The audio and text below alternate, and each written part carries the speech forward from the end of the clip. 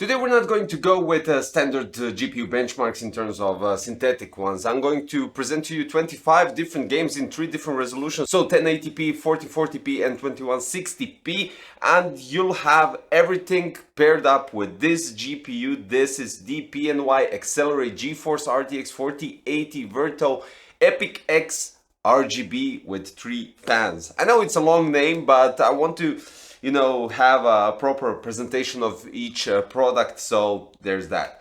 But all in all, I'm going to pair this one up, this GPU, with AMD Ryzen 9 7900X3D, and we're going to have 32 gigs of Kingston FURY Renegade RGB. Basically, that's it. But before we go into that gaming, and we have 25 games to watch, if you have time for all of that, let's break it down with the GPU. Now, this is really thick GPU, and compared to other RTX 4080, it kind of goes in the same boat, but we have a huge passive heatsinks on both sides. In the middle where the GPU core is, we have loads of heat pipes going into those passive heatsinks, well, basically 6 of those, and we have the 12 VHPWR connector as well, which is logical. I don't know why I even mentioned that, but regardless to that, we have an EPIC RGB or EPIC-X RGB lights going basically here on the Accelerate logo right here, and here on these lines next to the middle fan. So it kind of looks pretty cool when you place it vertically, but for testing I placed it horizontally just to get, let's say, normal thermals and without any obstacles when it comes to closing down the case with side tempered glass. When we're talking about this GPU in particularly, I'm not going to go through all the key features that NVIDIA has through their cards, just going to skip that part. But it has DisplayPort 1.4a, then we have HDMI 2.1.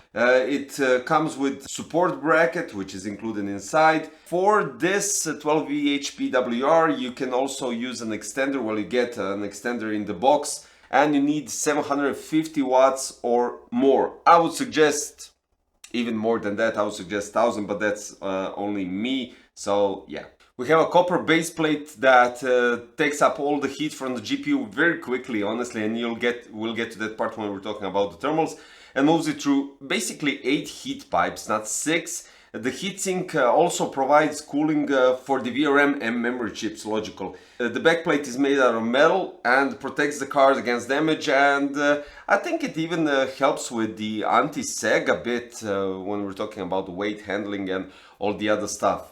What I can say is that the GPU looks outstanding, and the most interesting thing is the GPU is quite chunky, I would say, and it does need an anti-sag bracket or support bracket or whatever you want to call it, but it also depends. I was quite shocked because this GPU, particularly this one, RTX 4080 VERTO EPIC-X RGB, doesn't sag that much. And compared to some RTX 2000 series and 3000 series, this one sags the least of them all. So I was surprised, to be honest. I was surprised. I think I had RTX 2070 and it was sagging so bad, and it wasn't even close as heavy as this one. But this one holds almost straight, but just in case, I always like to use anti-sag brackets and stuff like that. What I wanted to mention through the gaming and what I noticed is the average temperature of the GPU went up to 65 degrees. In idle, what I wanted to mention is 28 degrees with these 3 fans and a nice airflow through the case, okay? Junction is 56 degrees and hotspot is 71 degrees.